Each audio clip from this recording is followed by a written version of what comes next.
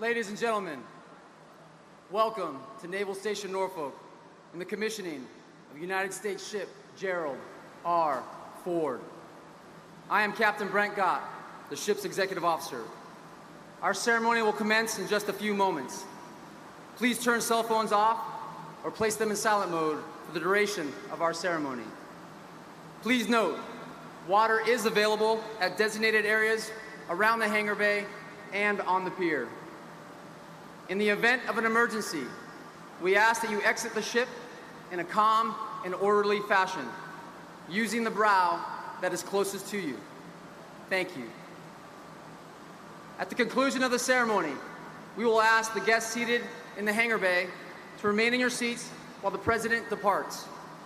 For those who are interested in seeing more of the ship, we will be offering tours. There will also be a reception of light snacks hosted by USS Gerald R. Ford's Commissioning Committee at the large tents located in the parking area as you leave the pier.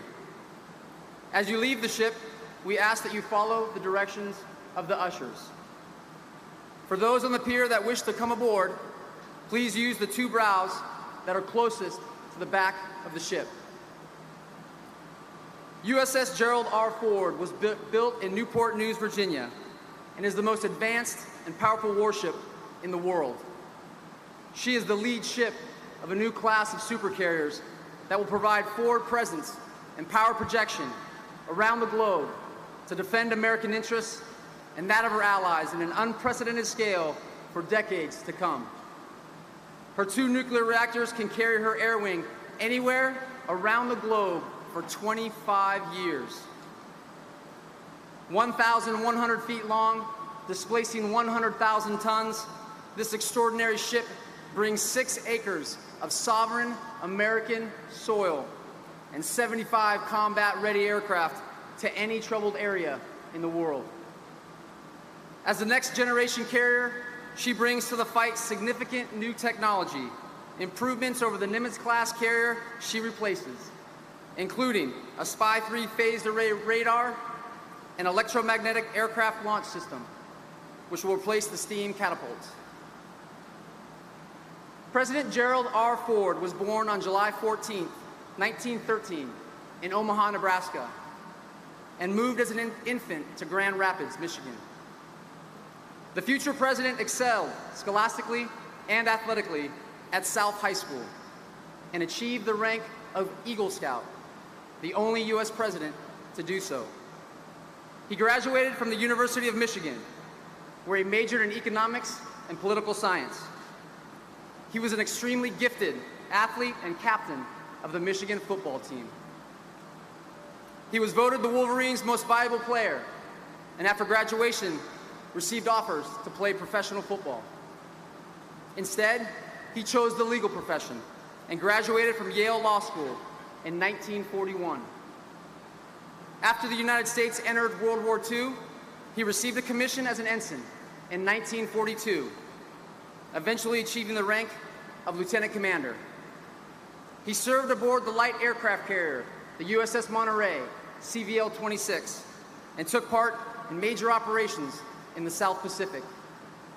Among them were battles for Truk, Saipan, Guam, Formosa, the Marianas, and the Philippines. Lieutenant Commander Ford was honorably discharged from active duty in 1946, having been awarded numerous campaign medals. After the war, he returned to Grand Rapids and resumed his law practice in a prestigious law firm. In October 1948, he married the former Betty Bloomer. For over half a century, their partnership flourished, enriched by their 4 children, Michael, John, Stephen, and Susan. Soon after their wedding, voters in Michigan's 5th Congressional District sent the Fords to Washington for the first of his 13 terms in the House of Representatives. The new congressman quickly established a reputation for unbending integrity and was promptly entrusted with growing responsibilities for national defense and foreign relations. In 1963, President Lyndon Johnson appointed him to serve on the Warren Commission that investigated the assassination of President John F. Kennedy. As President George H.W. Bush later concluded, quote, "The Warren Commission report will always have the definitive say on this tragic matter." Why? Because Jerry Ford put his name on it, and Jerry Ford's word was always good, unquote. By the early 1970s, Congressman Ford and Betty decided that they would return home for good. But history and the American people weren't ready to part with Gerald Ford. In December 1973, he was appointed as Vice President of the United States. And just 8 months later, on August 9th, 1974, Vice President Ford assumed the presidency amidst the gravest constitutional crisis since the Civil War. Upon taking the presidential oath, he spoke to the American people. Quote, "I am acutely aware that you have not elected me as your president by your ballots, so I ask that you confirm me as your president with your prayers," unquote. Not only did the new president confront widespread public disillusionment in the wake of the Watergate scandals and the Vietnam War, he also grappled with a devastating economic recession and mounting tensions around the globe. The president, who never sought the presidency, resolved that his time in office, however long or short, would be a time of healing. He promptly announced clemency terms for Vietnam-era draft evaders and pardoned his predecessor, an act that historians now recognize as one of the most courageous in U.S. history. The presidency of Gerald Ford is defined by his resolute integrity and unflinching adherence to the truth. As Vice President Dick Cheney observed, President Ford, quote, "restored trust and confidence in the presidency and the White House simply by the sheer force of his character," unquote. As President Jimmy Carter graciously acknowledged on January 20th, 1977, the gentleman from Michigan has healed the land. President Ford died on December 26, 2006, having concluded a lifetime of integrity at the helm, first instilled in him in Grand Rapids in a household more than 90 years before. Thank you for allowing each of us the privilege to serve our nation while proudly bearing the name Gerald R. Ford.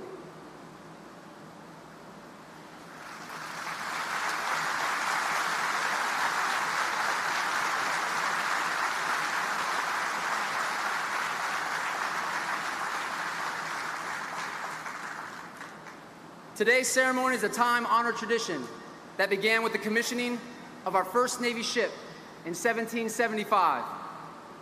Since that time, thousands of ships have undergone the transition from silent hull to a fully alive warship. Our commissioning crew, hereafter known as plank owners, are in formation among you and ready.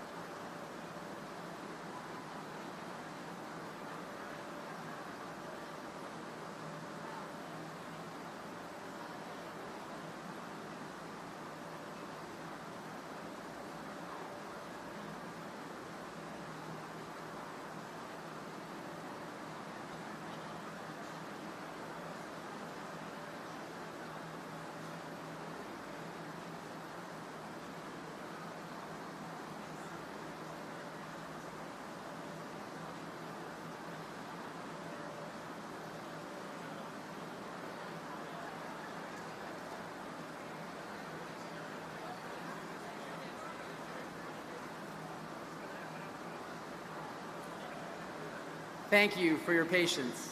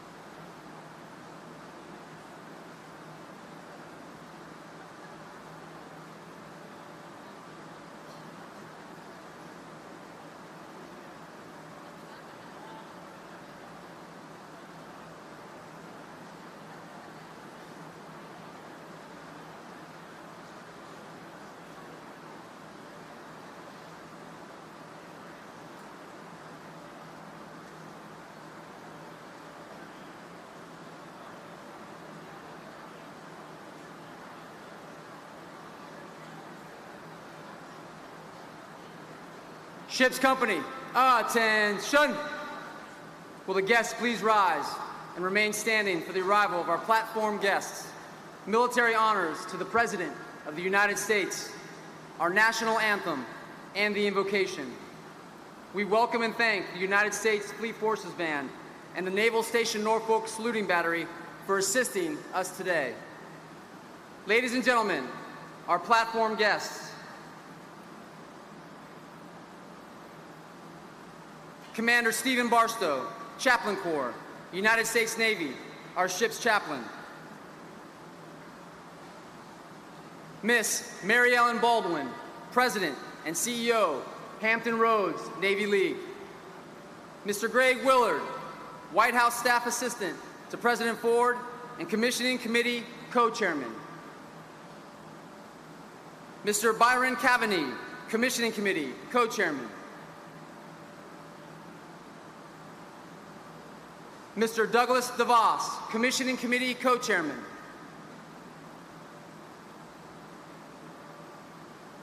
From Huntington Ingalls Shipbuilding, Mr. Matthew Mulheron, who most recently served as President of Newport News Shipbuilding. Rear Admiral Bruce Lindsay, United States Navy, Commander, Naval Air Forces, Atlantic. Rear Admiral Brian Antonio, United States Navy, Program Executive Officer, Aircraft Carriers. Vice Admiral Thomas Moore, United States Navy, Commander, Naval Sea Systems Command. Vice Admiral Michael Shoemaker, United States Navy, Commander, Naval Air Forces. Admiral Frank Caldwell, United States Navy, Director, Naval Nuclear Propulsion Program.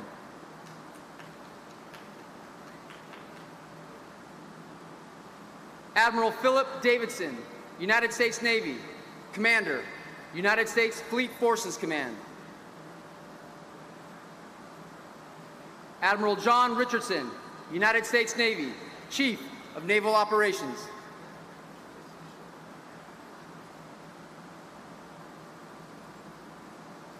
The Honorable Sean Stackley, Secretary of the Navy, Acting.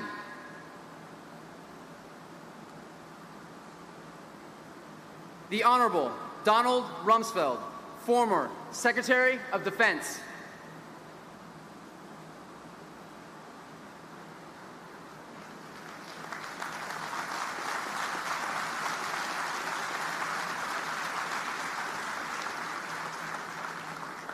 The Honorable Scott Taylor, United States Representative, 2nd District, Commonwealth of Virginia. The Honorable Robert Scott, United States Representative, 3rd District, Commonwealth of Virginia. The Honorable Richard Cheney, former Vice President of the United States.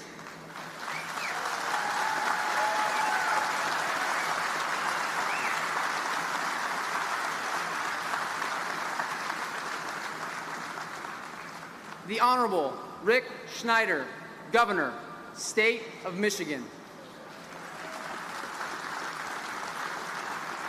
The Honorable Gary Peters, United States Senator, State of Michigan. The Honorable Roger Wicker, United States Senator, State of Mississippi.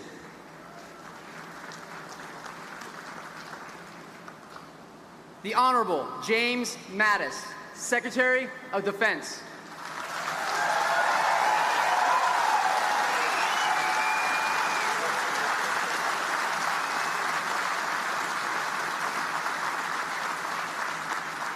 The Honorable Terry McAuliffe, Governor, Commonwealth of Virginia.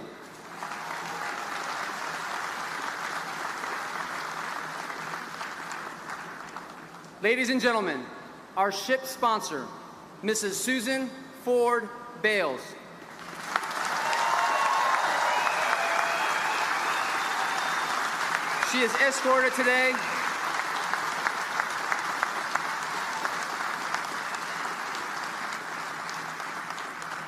She is escorted today by Command Master Chief Laura Nunley, United States Navy, Command Master Chief, USS Gerald R. Ford.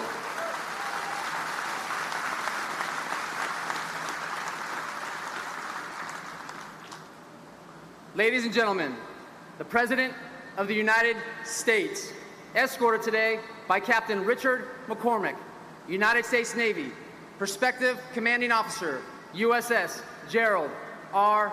Ford.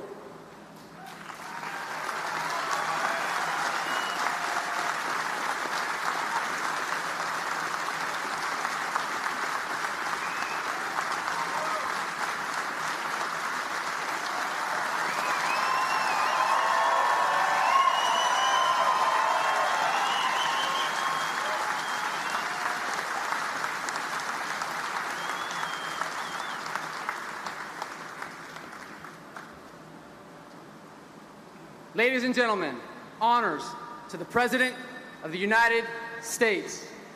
Platform and salute.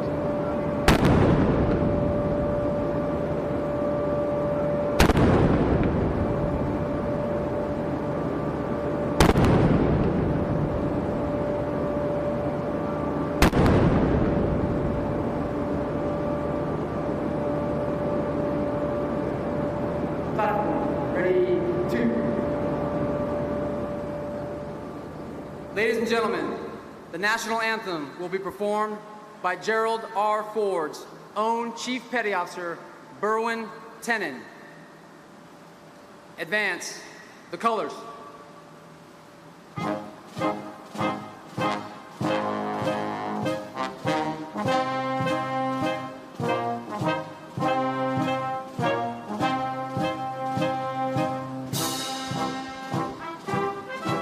Platform and salute.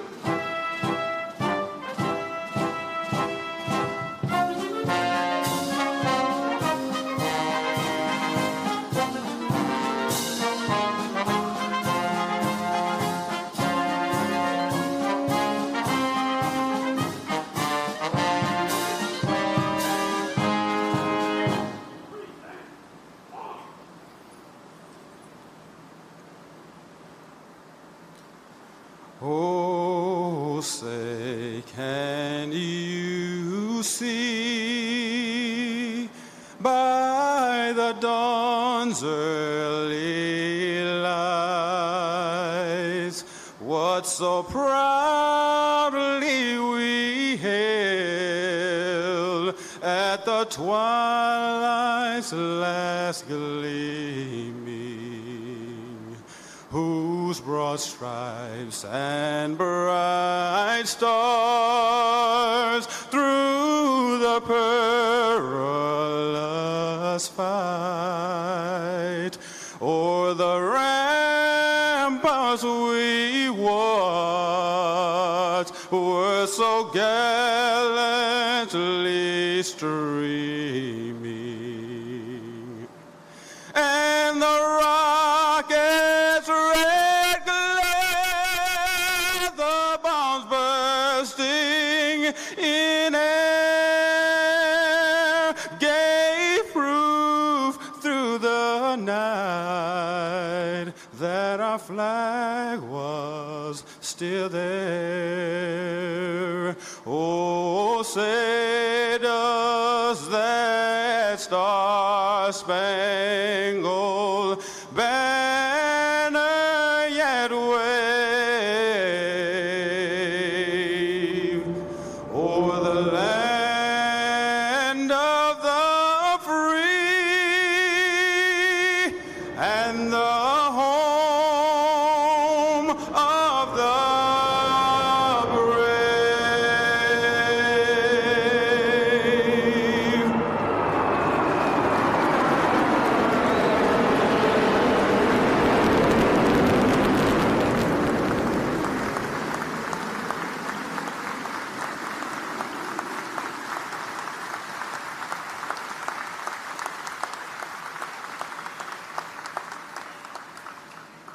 Retire the colors.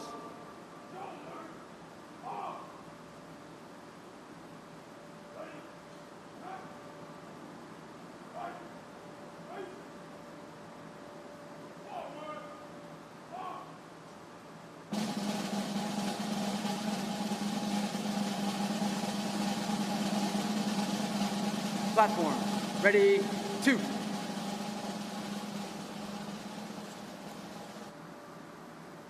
Ladies and gentlemen, Chaplain Barstow will offer the invocation. Please pray with me.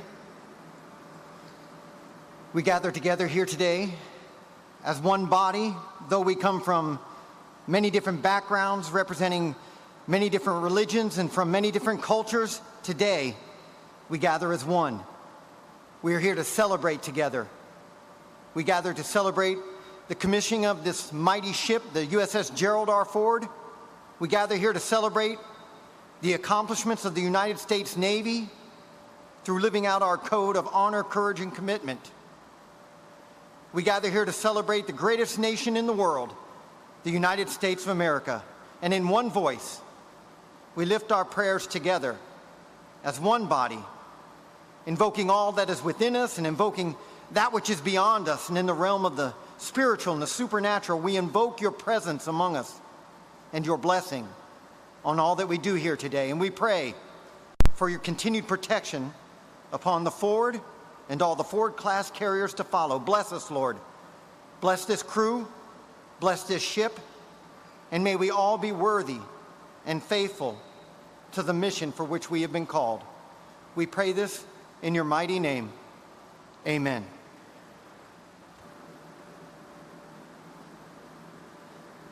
Will the guests please be seated? Ship's company, parade, rest.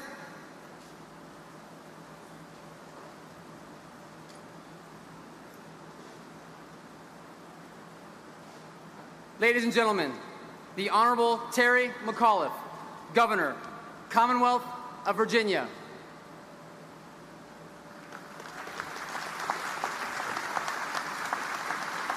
Well, good afternoon, everyone. First of all, Mr. President, to the Cabinet, to our fellow guests, Governor Snyder from Michigan, Susan Ford Bales, let me be very clear, Mr. President.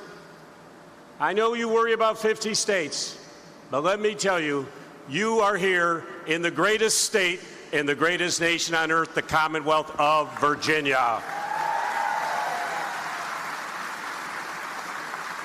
And we are great because of the 9,000 individuals who built this beautiful ship, the USS Gerald R. Ford. If we could give a round of applause for the 9,000 shipbuilders who made this possible today.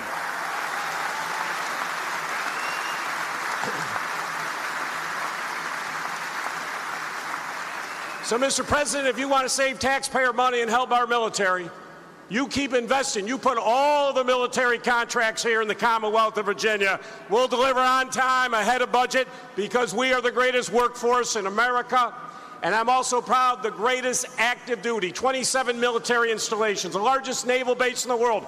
Let's hear it for every man and woman here who wears the cloth of this great country.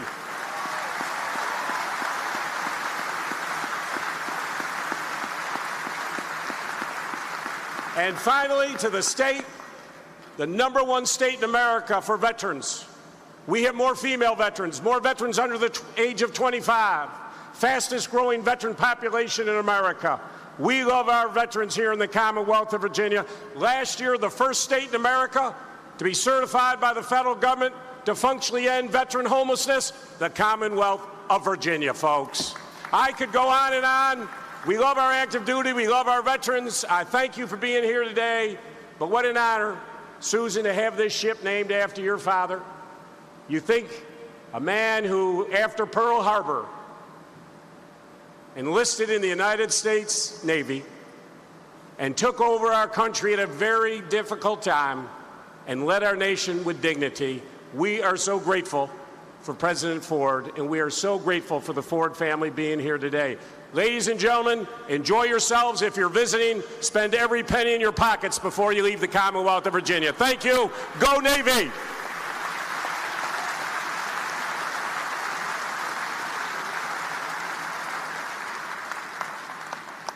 Thank you, Governor McAuliffe. Ladies and gentlemen, Mr. Matthew Mulheron, former president, Newport News Shipbuilding.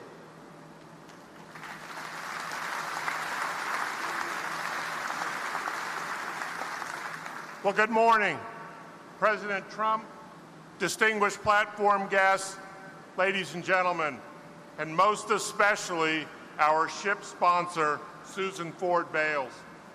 I always start my speeches by saying how privileged I am to be here representing the women and men of Newport News Shipbuilding. Today, these words take on even greater meaning to me personally, as it's the last time I'll be saying them in an official capacity before my retirement. And so while today is a wonderful day for the Navy, I'd like to reflect for just a moment on the builders of this magnificent aircraft carrier. Being a shipbuilder isn't easy work, and it's not for everyone. Yet I am proud to say we have 20,000 of America's finest shipbuilders right across the water, Newport News, proudly building the aircraft carriers and submarines that serve and protect our great nation. They come to work each day to do their best and to be their best. President Ford embodied this work ethic. He once said, "The harder you work, the luckier you are, and I work like hell." Our shipbuilders work like hell every single day, and I'd tell you that we're also pretty lucky. We're lucky to work in an industry that allows us to be part of something greater than ourselves. We're lucky to carry on President Ford's legacy for future generations, and we're lucky to work alongside the best and brightest in the world's greatest Navy. But when it comes to building the most complex ships in the world, luck has little to do with it. It's skill, craftsmanship, and an unwavering commitment to quality that gets the job done. Building CVN-78 has been an exciting journey, from the early design concepts to her first cut of steel to her keel laying, christening, and sea trials. During those sea trials, we put her through her paces. We tested all of our systems, and yes, with all due respect, Captain McCormick, we drove her like we stole her, and she performed like a champ. I am truly honored to say I've been here for every step of her journey. And because of this, I can confidently say that this aircraft carrier represents the very best of American manufacturing, innovation, and experience. She represents the very best of the U.S. Navy and Captain McCormick and his fine crew. And she represents the strength, courage, and integrity of the 38th President of the United States. As CVN-78 joins the fleet today, she will reign over the seas just as her predecessors have done for decades. But unlike her sister ships, this ship has a secret weapon. Her name is Susan. Susan Ford Bales has redefined what being a sponsor means. Her love for the ship, her father's legacy, and our nation has been inspiring. She has provided to us a living connection to the great man, husband, president, and dad for whom this ship is named. We will always consider her our fellow shipbuilder and friend. To Susan and the entire Ford family, to Captain McCormick and his crew, and to the shipbuilders and all of our supplier businesses across the United States that made this incredible ship possible, congratulations on the commissioning of USS Gerald R. Ford. Thank you.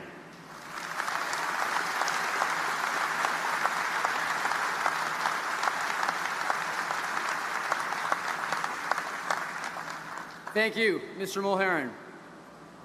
Admiral John Richardson, United States Navy, Chief of Naval Operations. Thank you, XO. Good morning, everybody, and welcome aboard 100,000 tons of made in the USA. All right?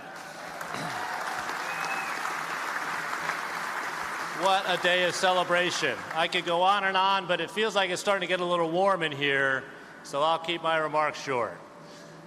Certainly, the Ford family is celebrating today.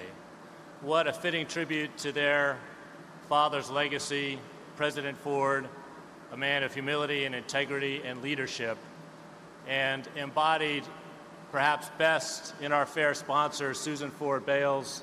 Ma'am, thank you so much for bringing your spirit to this ship. And so, a day of celebration for the Ford family. As Matt Mulheron so clearly and concisely said, a day of celebration for our shipbuilders here in Newport News and throughout the nation who work so hard to bring this ship together. It's definitely a day of celebration for the captain and the crew of the Gerald R. Ford, who from this day forward will now no longer be a shipbuilding project, but will be a warship and a crew. And finally, a great day of celebration for the Navy and the nation. For when Gerald R. Ford moves forward, starts cutting into the waves, she'll be protecting our interests and defending our nation for years to come. To give you a sense of what we're talking about here, the last person to command the Gerald R. Ford has not even been born yet. That's how long this ship will be around. So it's a great day of celebration for so many, but it is not a celebration for everybody. Those in the world who wish to terrorize us here in the United States and abroad. Those who wish to challenge our shores, planning for attacks, those who may challenge our prosperity and our trade, those who challenge our values. This is not a day of celebration. For them, this is their worst nightmare, and they will lie awake at night, fearing that they may one day come and appear on the target list of the USS Gerald R. Ford. And so, God bless the Gerald R. Ford of the United States Navy.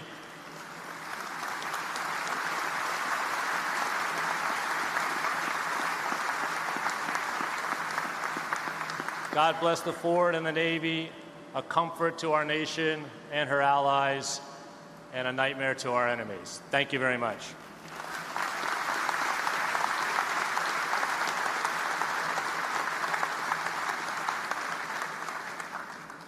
Thank you, Admiral Richardson.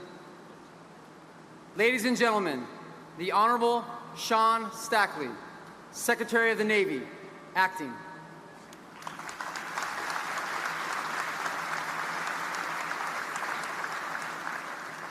Susan, you have built well, and your team of shipbuilders, their tremendous workmanship is only exceeded by their tremendous patriotism.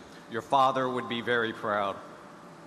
Mr. President, one of your predecessors famously remarked, "Speak softly and carry a big stick." We offer you, sir, a big stick.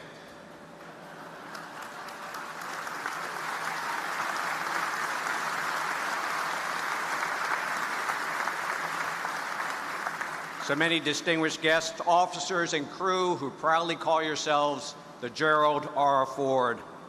History will remember him as the man who, when the great constitutional crisis of the last century gripped our nation, would be chosen by Congress to lead our nation. And today, we remember him as the man who, when the seas were their most tempest-tossed, gave orders to the helm, "Steady she goes," and in doing so, returned our ship of state safely to harbor and restored trust in our government. And as we consider this ship, his ship, which will serve our country throughout much of this next century, in our Navy, we take pride knowing that long before he became our Commander-in-Chief, before he rose through the ranks of our Congress, he served in our Navy. And his years at sea, at war in the Pacific, taught him that most fundamental truth, a truth that would serve him throughout his time at the helm of our Congress and of our country, that we are a maritime nation, that the freedoms we cherish so deeply here in America, that the blessings of these freedoms and the strength of our Navy, they are one. In his time, President Ford commissioned what was then the Navy's newest aircraft carrier, the USS Nimitz. His remarks that day ring true this day. As each of us looks upon this great ship, he said, a single thought must seize our mind, that only the United States of America can make a machine like this. There is nothing like it in the world.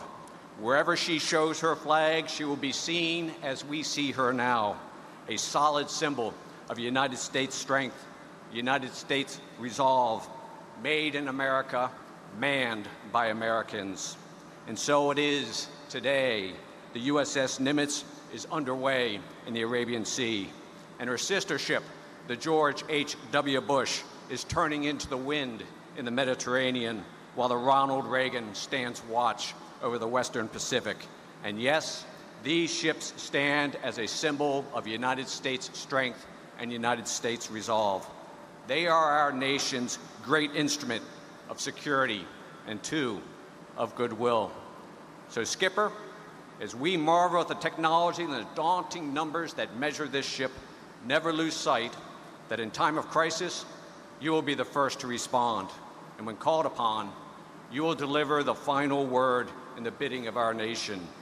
Whenever you sail, wherever you sail, you will be a symbol of United States resolve, and you will be a symbol of the man whose name you bear.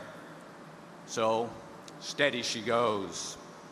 There is truly nothing like it in the world today. Godspeed Gerald R. Ford. God bless her sponsor, who gives you strength, and God bless these United States, which you will defend. Thank you.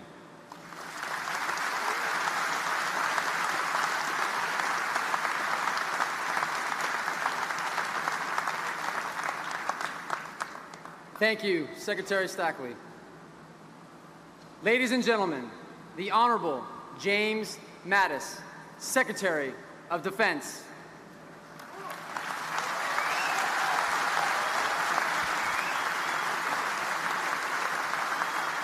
Well, President Trump, ladies and gentlemen, today a magnificent warship joins the best Navy in the world. And it's named after a tried and true member of the greatest generation, and that spirit will permeate this ship so long as it sails on the seas, as well as the U.S. Navy spirit of we have just begun to fight. And Mr. President, you will send this ship in harm's way, and they will happily sail in harm's way for you, for our nation, and for what we stand for. Enough words have been spoken. Let me say what you've been waiting to hear. Ladies and gentlemen, our Commander-in-Chief, President Donald Trump. Thank you.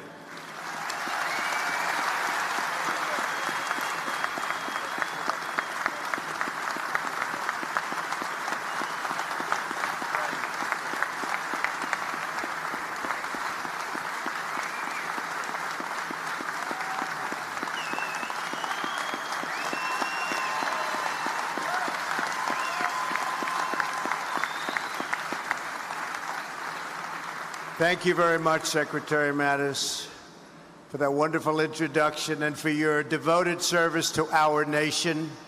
Nobody's done it like you. I'm thrilled to be back on this magnificent ship for this historic moment with the amazing men and women of the United States Navy.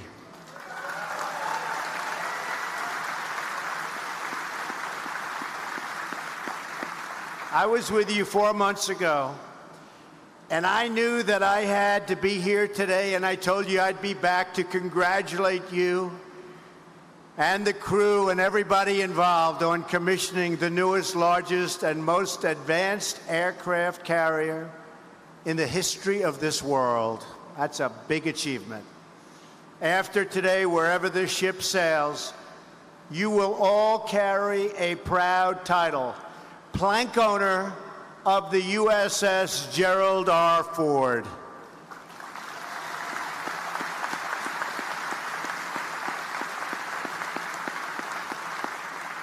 For the rest of your lives, you'll be able to tell your friends and family that you served on the greatest ship in the United States Navy, and in my opinion, on the greatest ship anywhere in the world. Everyone should take a moment to celebrate this incredible achievement. I want to thank the many public servants who have joined us here today: Treasury Secretary Mnuchin, Governor Snyder, Governor McAuliffe, Senator Wicker, and members of Congress, Secretary Stackley, Admiral Richardson, senior military leaders, and of course, the great Captain McCormick.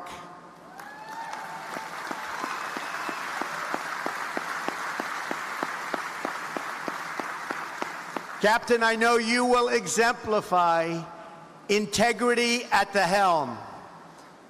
And have a good time doing it, Captain. Proud of you. Thanks to the entire Ford family, Susan, Jack, Steve, and Mike, for all that you've done to support this ship on its voyage. Thank you, Susan. Thank you. I also want to recognize two other people who were very special to President Ford. Thank you, Vice President Cheney and former Secretary of Defense Rumsfeld. Thank you. Thank you. Thank you.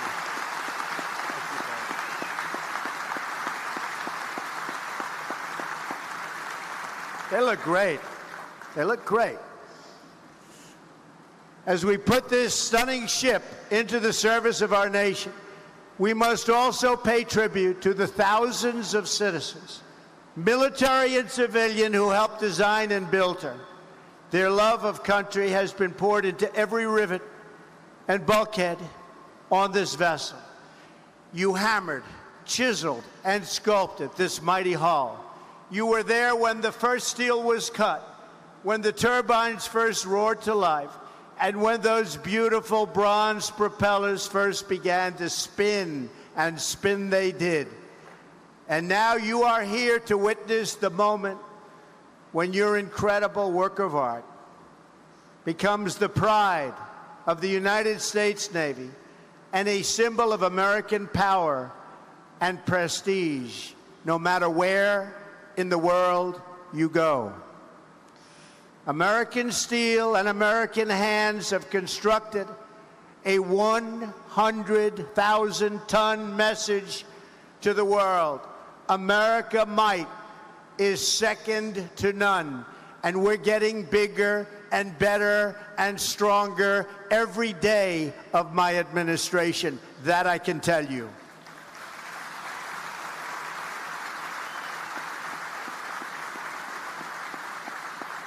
Wherever this vessel cuts through the horizon, our allies will rest easy, and our enemies will shake with fear, because everyone will know that America is coming, and America is coming strong.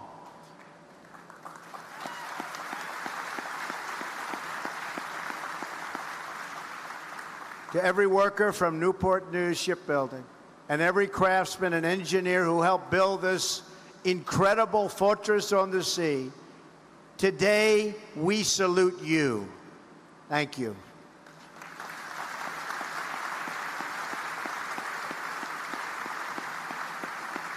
Your skill and your grit build the instruments of war that preserve peace.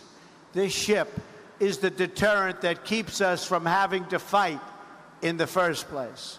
But this ship also ensures that if a fight does come, it will always end the same way. We will win, win, win. We will never lose. We will win.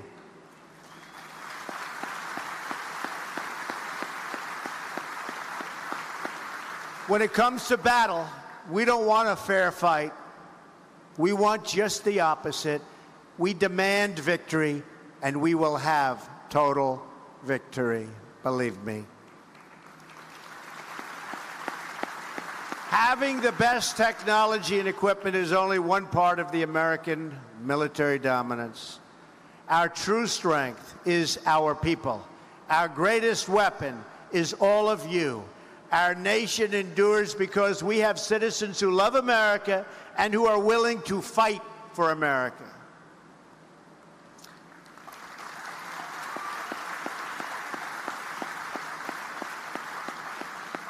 We are so very blessed with warriors who are willing to serve America in the greatest fighting force in history, the United States military. Today, this ship officially begins its role in the noble military history of our great nation. In a few moments, I will commission this wonderful, beautiful, but very, very powerful warship. Captain McCormick will assume command. He will set the first watch, and then the crew of the Gerald R. Ford will man the ship and bring her to life.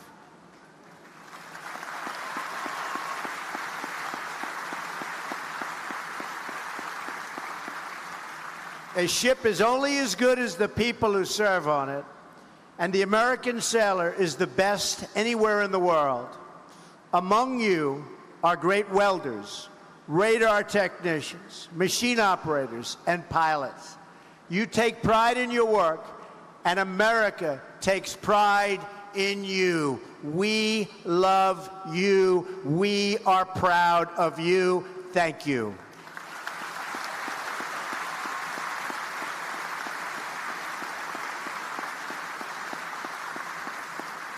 But that is why it is so fitting that this ship is named after a sailor of tremendous character, integrity, and wisdom.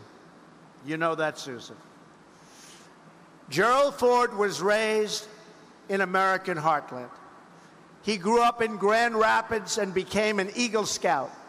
He played football at the University of Michigan on a team that won 2 national championships.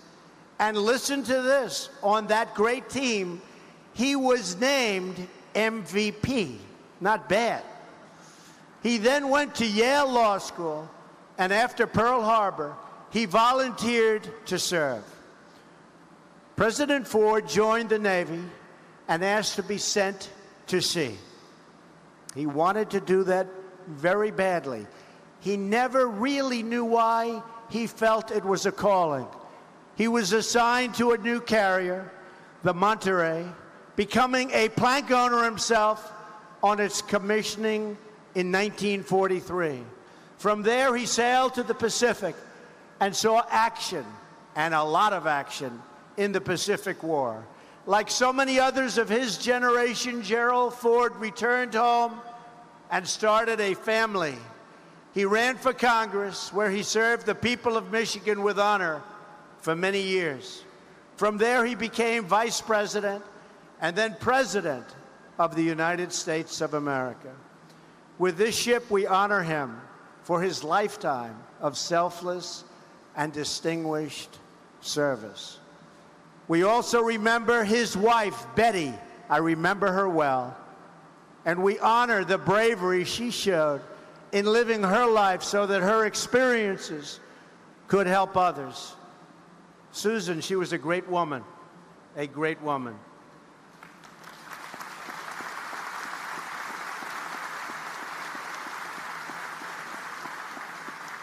Gerald Ford said that his time in the Navy convinced him that our lack of military preparation before World War II had only encouraged our enemies to fight harder and harder and harder. He learned a lot.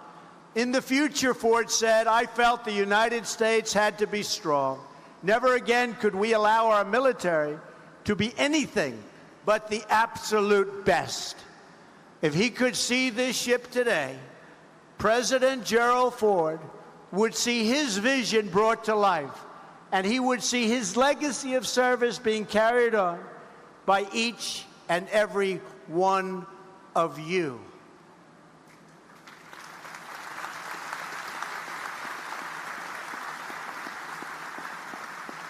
Gerald Ford embodied American values like few others. Love of family, love of freedom, and most of all, love of country. He knew that patriotism is the heartbeat of a nation. He knew that we must love our country in order to protect it. And he knew that we must have pride in our history if we are going to have confidence in our future. The men and women of America's armed services are part of a living history.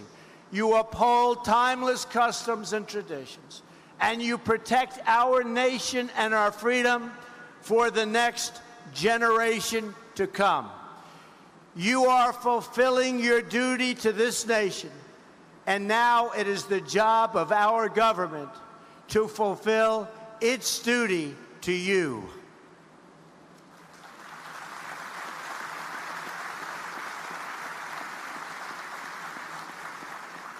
For years, our government has subjected the military to unpredictable funding and a devastating defense sequester. You remember that?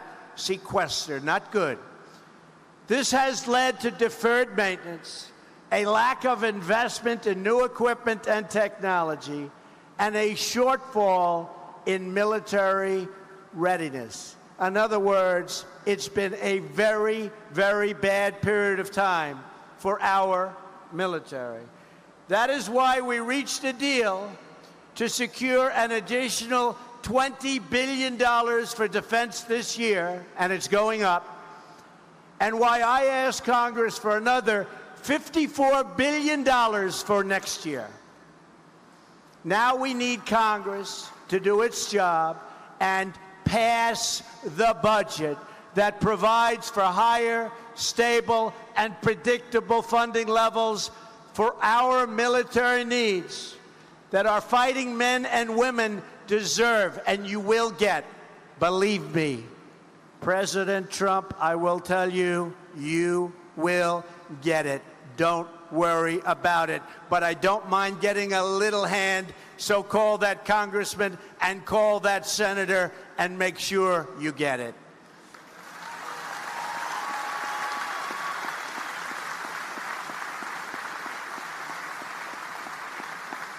And by the way, you can also call those senators to make sure you get health care.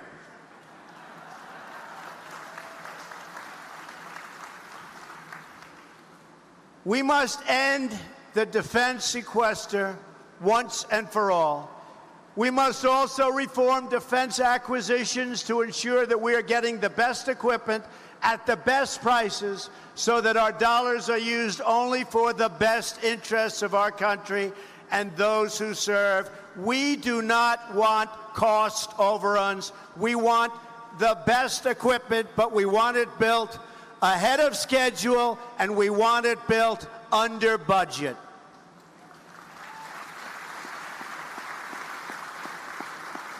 This is the very least we can do for the patriots who have volunteered to give their sweat, their blood, and if they must, their very lives for our great nation. The commissioning of this new American carrier marks the renewal of our commitment to a future of American greatness. Greater than ever before. Remember that, greater than ever before. Just moments from now, the captain will set the first watch on the USS Gerald R. Ford. And with God's grace, a watch will stand until the day she is decommissioned 50 years or more from now. Most of you who will man the ship today are just about 20 years old. Together, you are embarking on a truly great adventure. The journey will require all of your talents, all of your efforts, and all of your heart. As you know, the sea holds many challenges and threats. But starting today, you will face, together, as a team, aboard this ship, which is your responsibility and your home. 3 generations of Americans will eventually man these decks. Perhaps even some of your own children and grandchildren someday. You will inspire many more American patriots to follow your lead and to serve.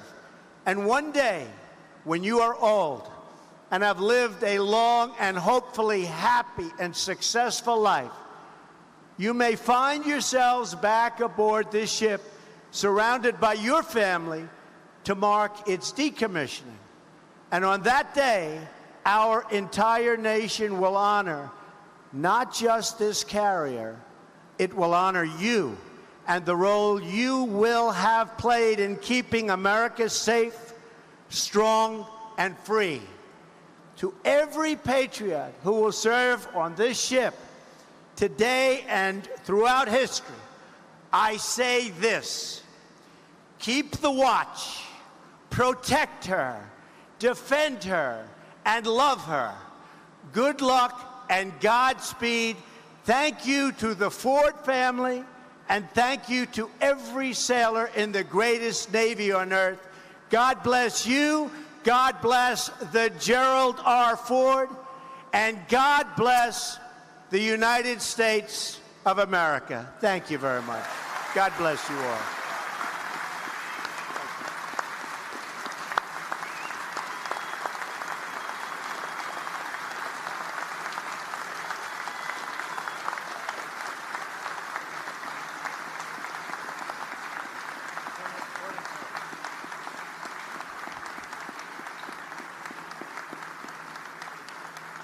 Thank you, Mr. President, and I would be honored if you would place Gerald R. Ford in commission. Will the guests please rise? Ship's company, attention!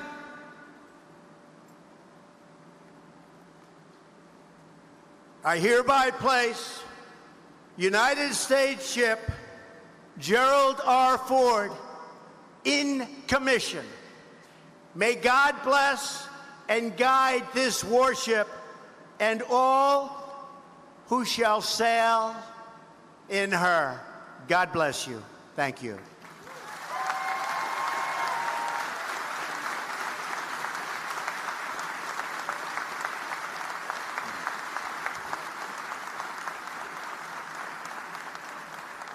Thank you, Mr. President. Executive Officer, hoist the colors and the commissioning pennant. Aye, Captain.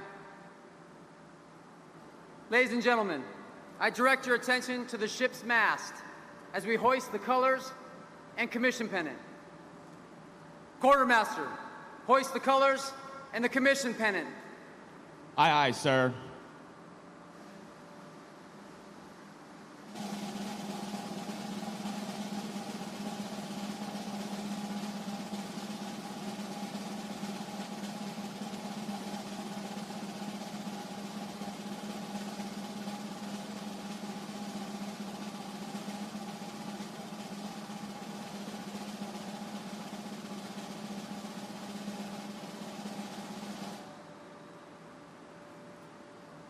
Will the guests please be seated?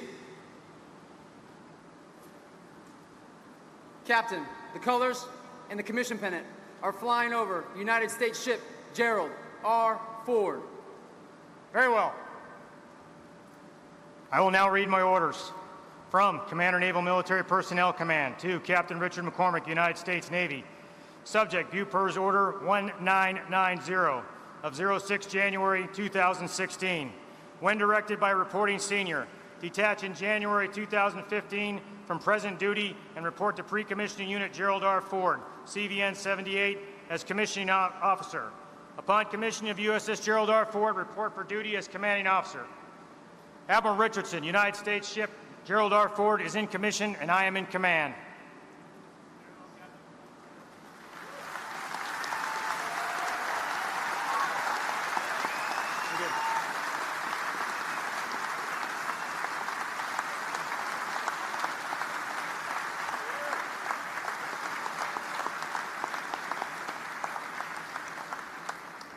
Executive Officer, set the first watch. Aye, Captain.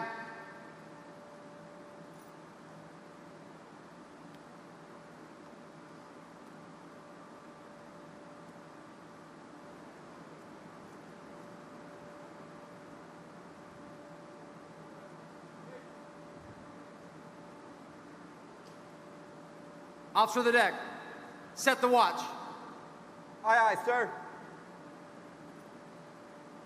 The officer of the deck is the commanding officer's direct representative, and while on watch, is responsible for the safe operation of the ship and crew. The long glass is the traditional symbol of an officer of the deck's authority in the ship of the line. We are pleased to have Mr. Greg Willard with us today. Greg was the White House staff assistant to Gerald Ford while he was president and served him after he left office. Greg will pass the long glass to Lieutenant Joel Chincata of South Orange, New Jersey, the first officer of the deck. The petty officer of the watch is Quartermaster First Class Jose Triana of Miami, Florida. The messenger of the watch is Yeoman Third Class Daquan Bridges of Fayetteville, North Carolina. And the bosun mate of the watch is Bosun Mate Second Class Bradley Cole of Lomira, Wisconsin.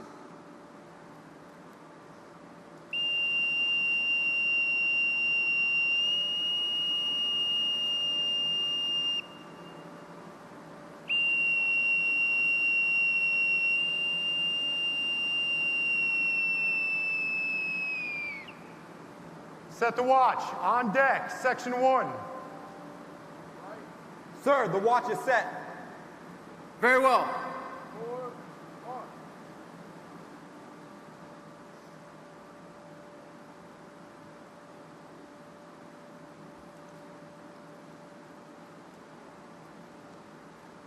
Captain, the watch is set. Very well. We are delighted today to have our sponsor, Ms. Susan Ford Bales, with us. Susan, Chris, and Gerald R. Ford, Newport News, on November 9th, 2013. Susan, I would be honored if you join me up here at the podium to give the order to man our ship and bring her to life.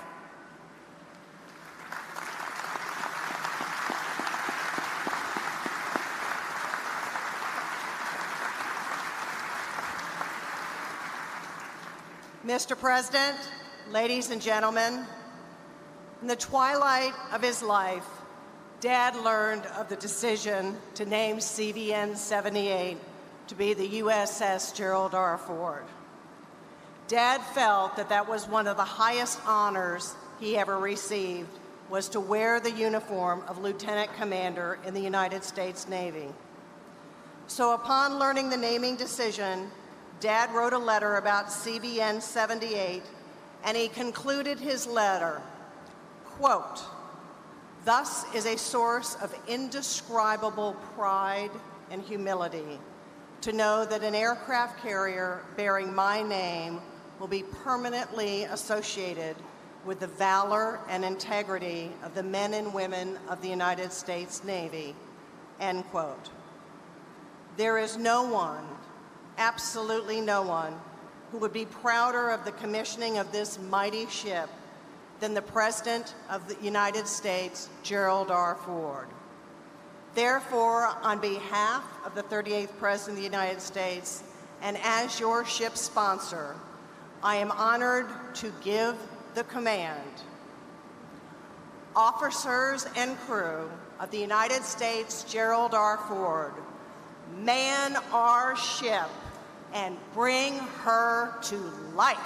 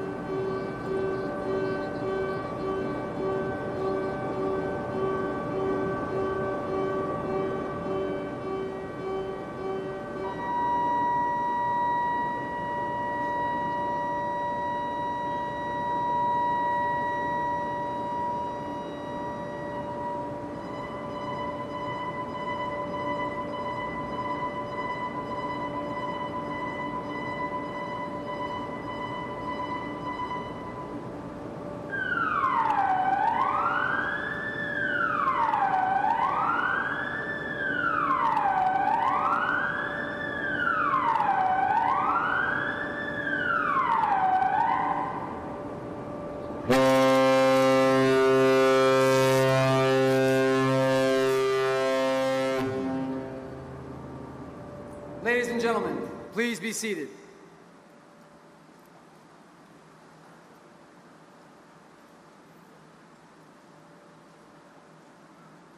Ladies and gentlemen, USS Gerald R. Ford salutes you. We are proud to serve in your great Navy. Ready, two.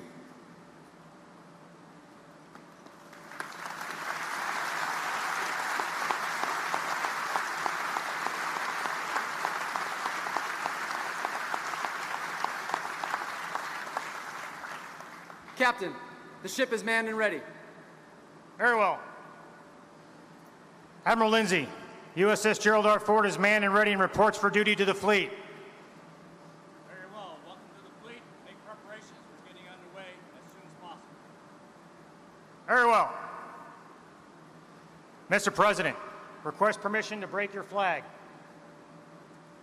Permission granted, sir.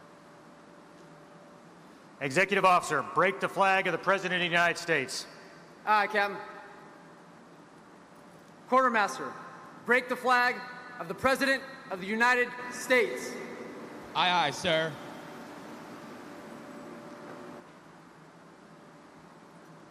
Captain, the flag of the President is flying over United States ship Gerald R.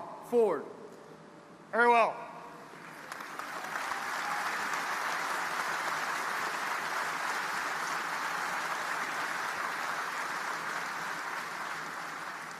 Ladies and gentlemen, Captain Richard McCormick, United States Navy, Commanding Officer, USS Gerald R. Ford.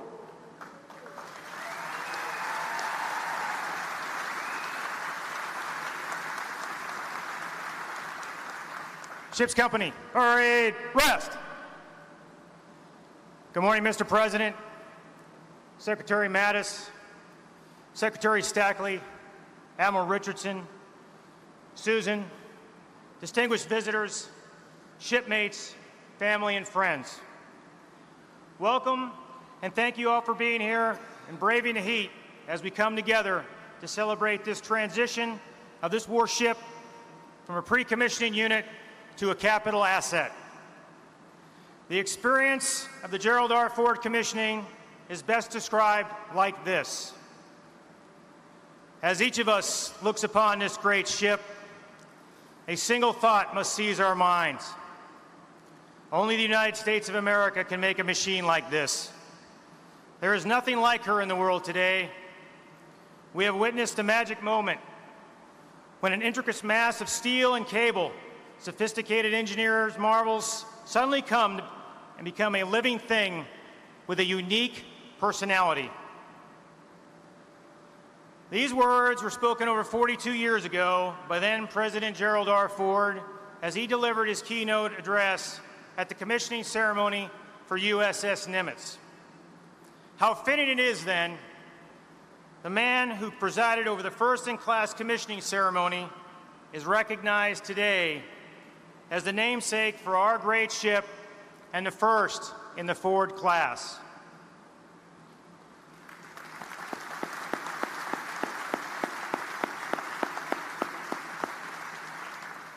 Much has been said about the first-in-class technology aboard Ford, technology that, like Nimitz in 1975, exists nowhere else.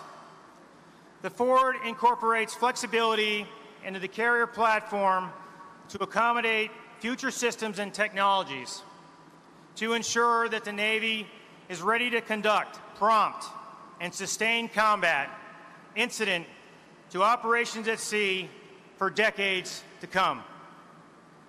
And yet, as groundbreaking as this technology is, it will never supersede the quality of the sailor who operates it. And the sailors aboard today are among our nation's finest. They are talented, driven, innovative, dedicated, passionate about what they do, and I am very proud to be their captain.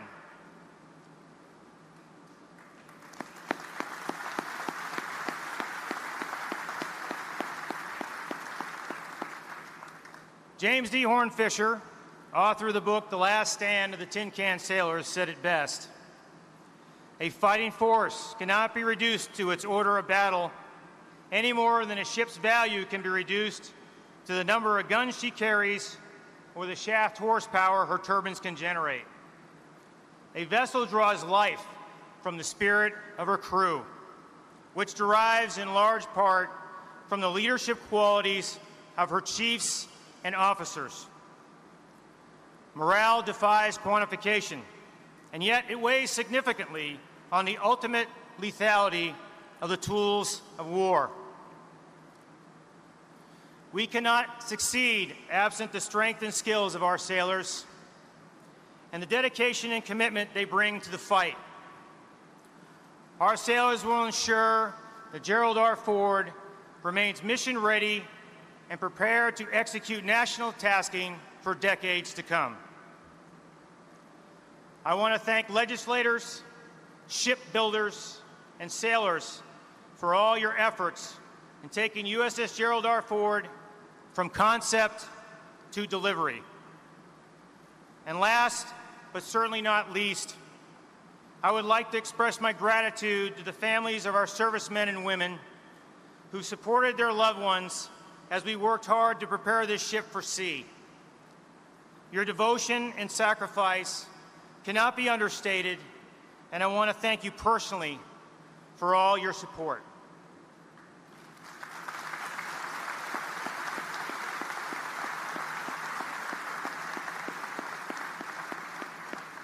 Team Wolverine, I have the utmost faith and confidence in your abilities to handle any challenge ahead, and I can think of no better team to take USS Gerald R. Ford to sea.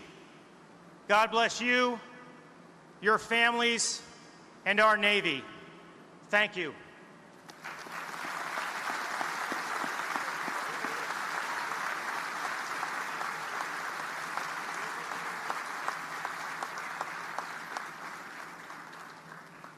Ship's company, attention!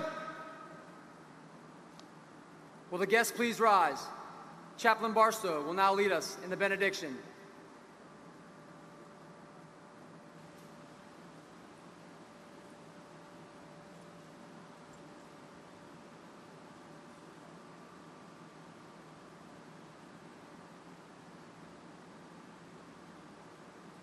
Let us pray. As we prepare to end this celebration, we pause to ask for a going away blessing, a send-off, a plea for continued blessings and protection and success. So we ask, may our efforts to reach this point and beyond continue to be rewarded. May we experience protection and safety for this crew and all the sailors who will follow us. Go with us, be with us, strengthen us, encourage us, guide us. And may we be granted wisdom for the journey, and may integrity be the compass that we follow. We pray for the leaders of this ship, for the leaders that will follow, and for the leaders of our Navy and our nation, which this ship serves. Bless us. Go with us. Be with us. In your mighty name we pray. Amen.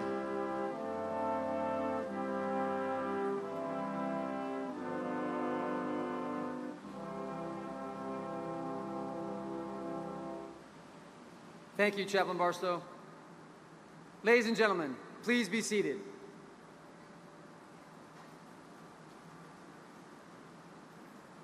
Please remain seated until the President and the official party have departed the ceremony.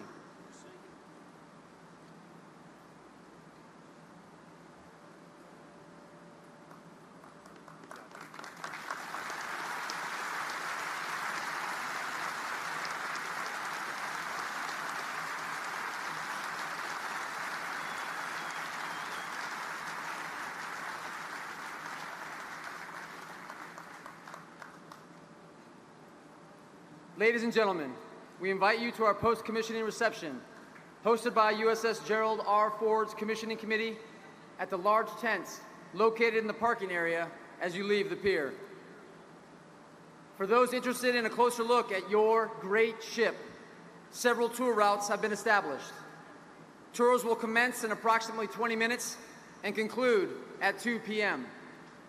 For your safety, please remain on the marked tour route where our guides are stationed to assist you and answer your questions. For those guests with blue and white tickets, you will turn to the left as you depart the pier. For those guests who have red, purple, or gold tickets, you will turn to the right as you leave the pier and proceed to your parking area or buses as appropriate. Buses will be marked with their respective destinations. For red ticket holders, the red buses will return those guests to Vista Point, and the buses will run until 3 p.m. This concludes our ceremony. It was truly an honor and a privilege to have you join us. Ship's company, dismissed.